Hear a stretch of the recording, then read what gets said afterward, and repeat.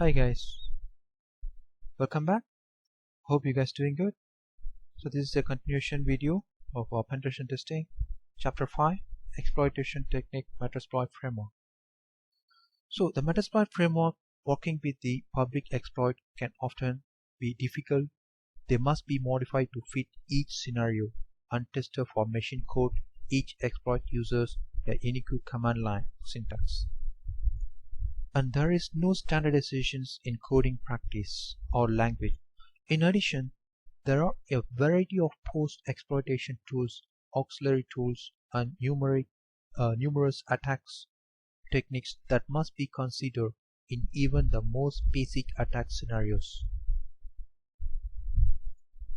Exploit frameworks aim to address some or all of these issues, although they vary somewhat in form and functions. Each framework aims to consolidate and streamline the process of exploitations by offering a variety of exploits.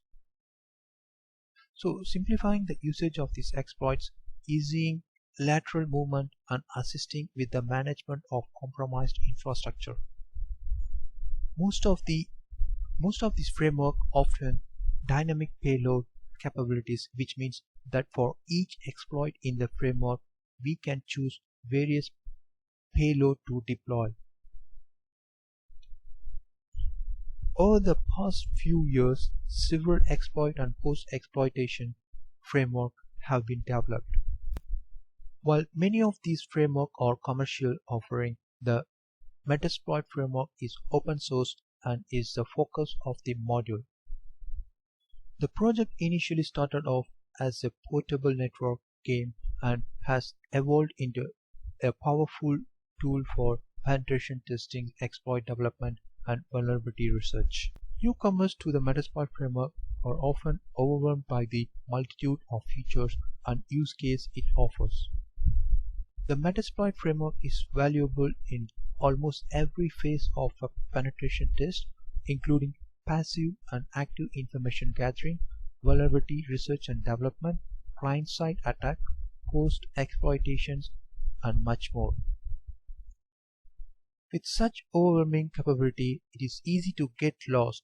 Fortunately, Metasploit is well thought out and offers a unified and sensible interface. In this video, I will provide a walkthrough of Metasploit framework, including features and usage, along with some explanations of its inner working.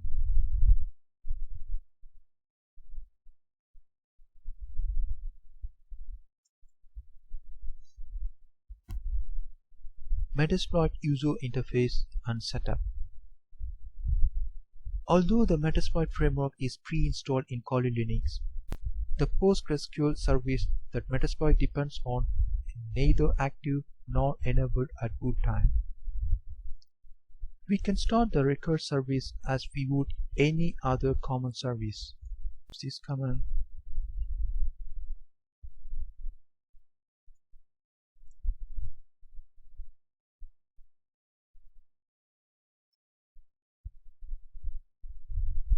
is enter.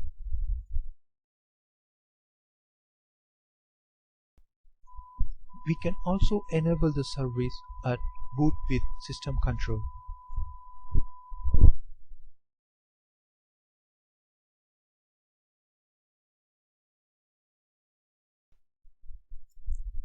So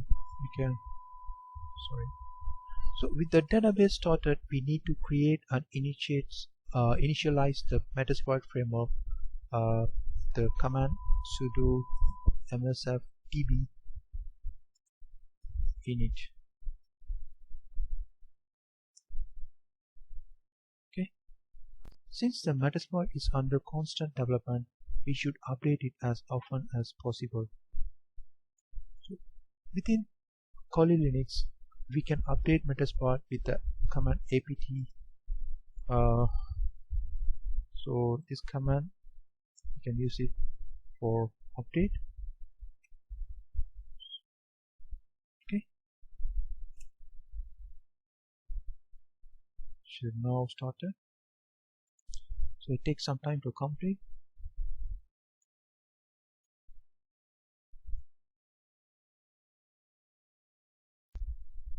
So almost completed. So it's now completed. So we can now launch the Metasploit command line interface with the MSF console.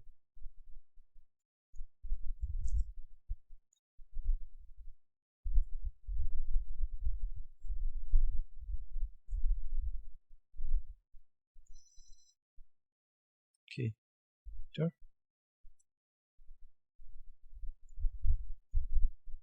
Getting familiar with MSF syntax.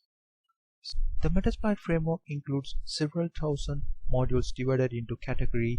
The categories are displayed on the splash screen summary, but we can also view them with show-h. Okay, sorry.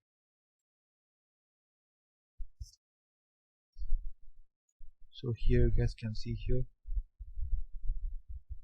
right? So to activate the module, we need to enter use followed by the module name. So let's say scan TCP. So here you guys can see here the scanner port scan TCP. So this will activate the module and change the prompt to indicate the activate module.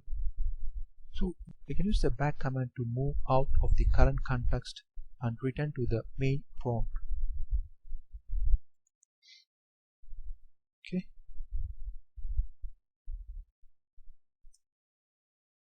So a variation of back is previous, which will switch us to the previously selected module instead of the main prompt. So we can see now use or scan and then sync. So we can use the previous. Okay. So after enter this, you guys can see here TCP is changed, right? Most module require options before they can be run. We can view these options with the show options. So let's say show options. Here you guys can see the result. We can configure these options with the set and unset. The only options in this example that doesn't have a value set by default is our host, which is, you guys can see here, so which is the IP address of the remote target.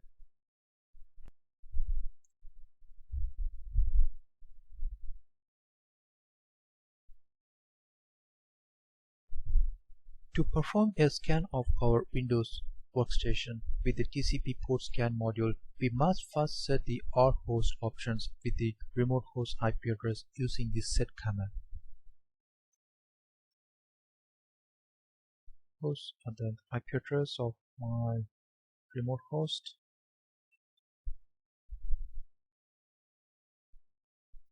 Okay. So the module is configured now, so we can now run it. Sorry. So we can now use the run command to run it. So the scanning is started now.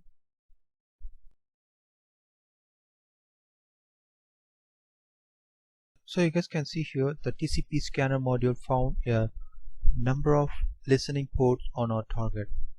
So it will take some time, so I'm going to skip this. So we can now use this. We can now go to the MSF console. Metasploit database access. If the PostgreSQL service is running, Metasploit will log findings and information about discovered host services or credentials in a convenient accessible database. The database should have been populated with the result of our TCP scan, which we can display with the service command. So we can now see the services command. The basic service command displays all the result, but we can also filter by port scanner.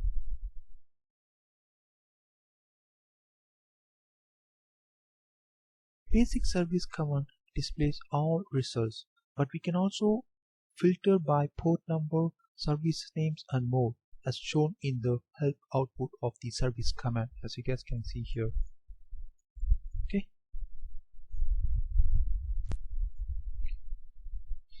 In addition to the simple TCP port scanner, we can also use the dbnmap wrappers to execute nmap inside Metasploit and save the findings to database for easy of access.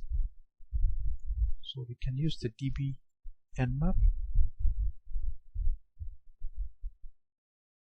So the dbnmap shares and maps syntax let us it to run a port scan against our Windows 10 system. So let's try this.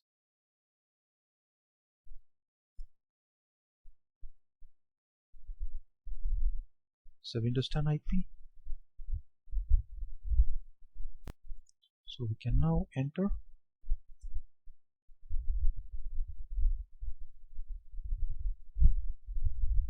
So it's completed.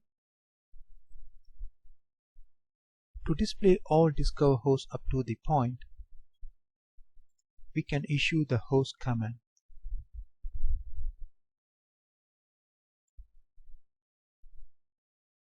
So this one's no read, so this is a virtual box I'm just using for testing purpose. So we can also show all services on port 445 with the -p options, like services -p. So if you want to know the what services are 22,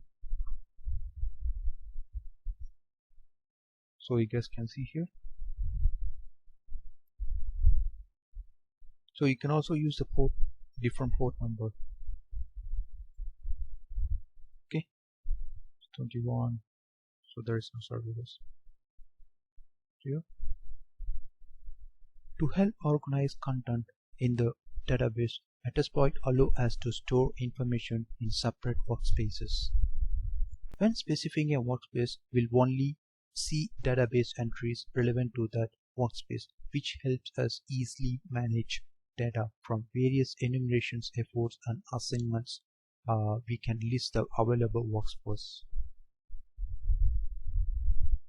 We can list the available workspace with the workspace.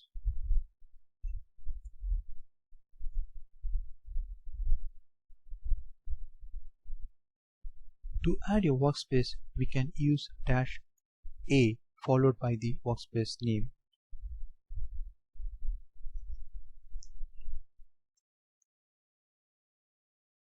Then to change to a different workspace, we can provide the name of the workspace as an argument. So test.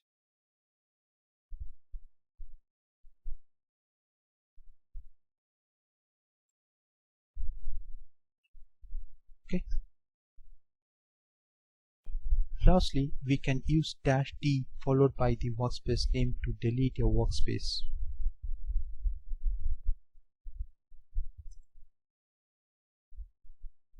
Okay.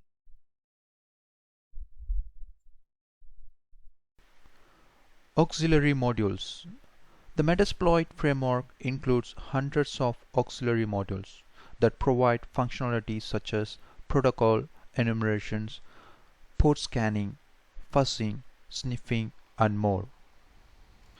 The modules all follow a common /delimited hierarchical syntax, which makes it easy to explore and use the modules. There are too many to cover here, but we will demonstrate the syntax and operations of some of the most common auxiliary modules.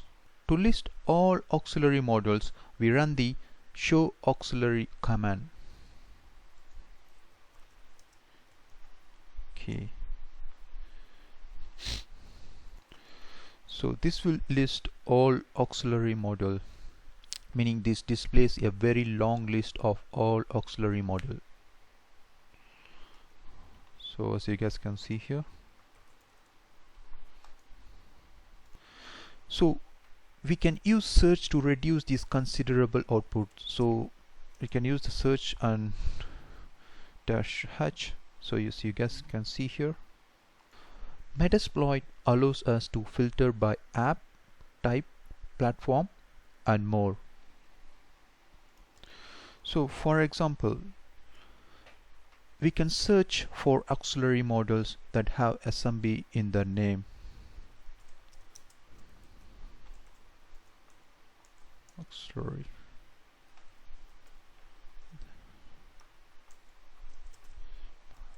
SMB.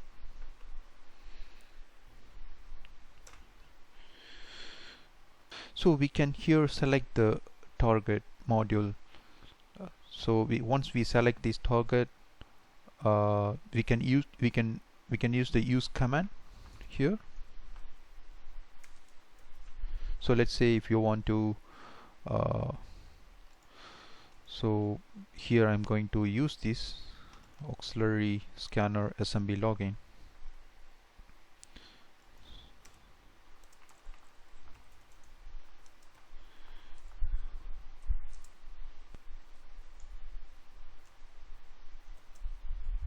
Okay, so here I can set my Windows host as a target.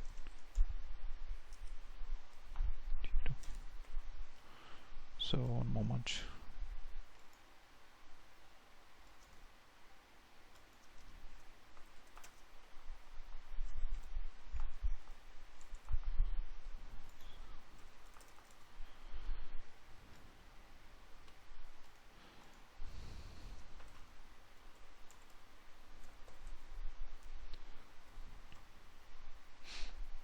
Set G for the sake of demonstrations. Let's assume that we have discovered valid domain credentials during our test. We would like to determine if these credentials can be reused on the other server that have TCP port 445 open. To make things easier, we will try approach on our Windows client. Begin with the invalid password. We will start by supplying the domain name of set SMB domain RayPMS. This is a local test domain of mine. Okay, and then we can now set the password, username is administrator, and then we can set the password SMB is just incorrect passwords, anything. Okay, so we can lastly we will increase the amount of concurrent threads to 10. Set threads 10. So with our options, just want to double check, we can see all the confirmation. So let's run it. Since the password is wrong, so you guys can see clearly the password is failed because it's not accepting, it's a wrong password. So now we can run the we can set the valid password. Okay,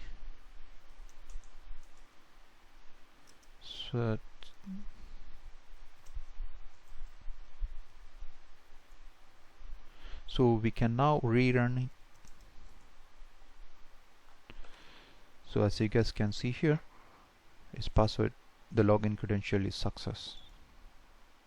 So we can retrieve the informations regarding successful login attempts from the database using creds. sorry, let me clear this. So you guys can see all the passwords.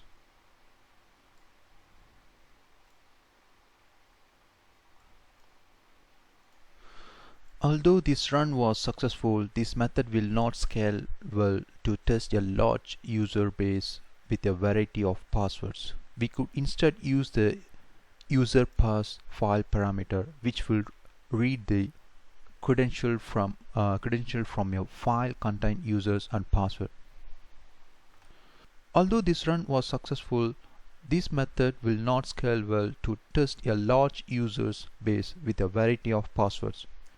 We could instead use this user pass file parameter, which will read the credential from a file contain users and passwords separated by space with one pair per line. So let's see the oops, sorry.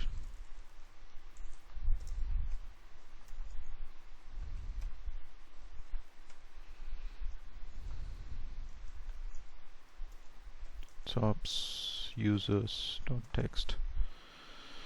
So let's reconfigure the module to use the file and run it again. Okay, so sorry,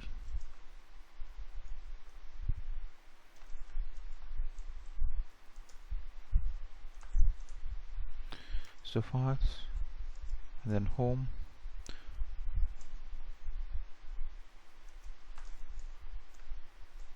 so text. So we can now rerun again. Perfect. So this will scale much better. So we will try out an other module.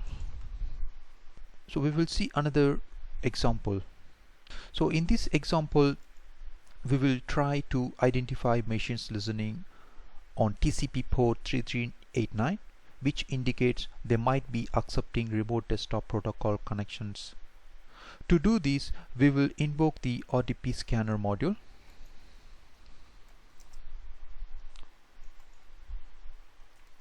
Scanner TP and then RDP scanner.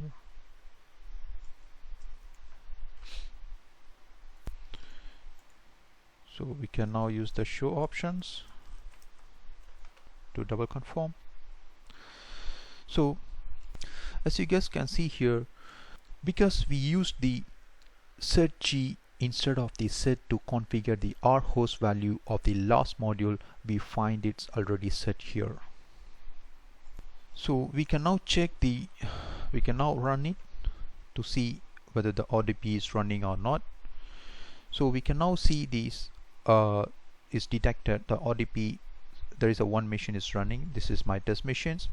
So this module successfully detected RDP running on my test machine. So on one test machine, this is my test machine, and automatically added the result to the database.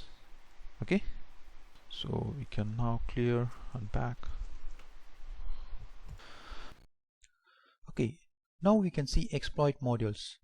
So exploit modules, an exploit is a piece of code that take advantage of a vulnerability in system. These exploits perform specific actions based on how bad the vulnerability is. So exploit can take advantage of software vulnerability, hardware vulnerabilities, zero-day vulnerabilities, and so on. Some of the common exploit includes buffer overflow, SQL injections, and so on. So Metasploit offers a number of exploits that you can use based on the existing vulnerabilities in the target. So basically it is two types: active exploits and passive exploits. You guys can see here the website, offensive security. Okay, so normally the active exploit will run a target system, exploit the system, give you access or perform a specific task, and then exist. Okay, and then passive exploit will wait until the target system connected to the exploit. This approach is often used by hackers on that internet, asking you to download files or software. Once you do, you connect yourself to a passive exploit running on the hacker's computer. Okay, now let's see examples. First we have to create the exe. You can use the MSF Venom tool. So if you guys not sure how to create that MSF Venom, the tool, if you're not familiar, so let me try. Okay, so this one is a cheat code, so you guys can Google it and find there is a many articles available. Okay, so you guys can use the command to create the shell or exe file, anything. So I have created already the ags payload.exe, and then I have my Windows machine and already running that. This is very basic examples because I just want you to understand so what it's actually does. So now we can run the exe.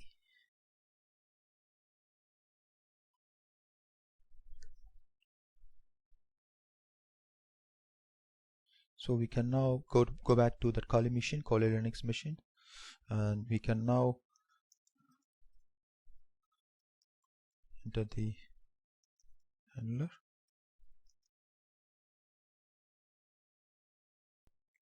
Then we can now set payload.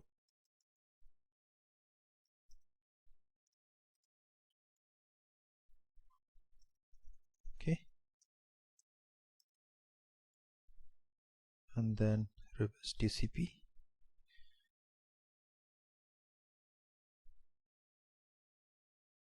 Now enter. So we can now set the listening host. It's my Linux machine.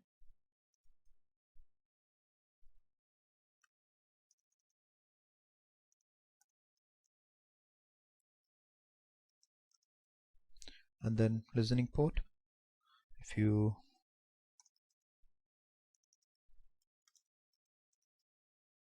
8080, okay, and then start exploit.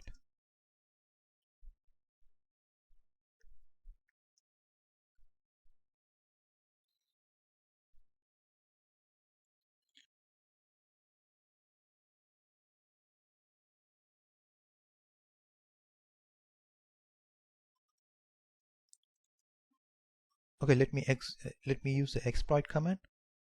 Okay, so now we go back to the Windows machine and run this payload, and then we can see now it's connected.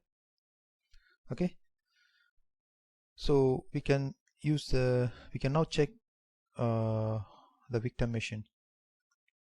So the username and then sysinfo. So you guys can see here. So the domain, everything you guys can see here. So you can use the Metasploit. So you can also use the ideal time, how long the users are there, so I just started my machines, a Windows machine, and then you guys can also check the IP address. Let's say IP config,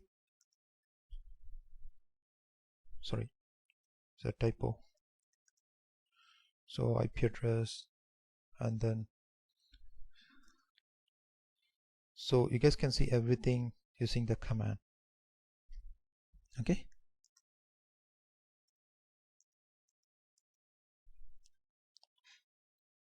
so that's it guys for this video.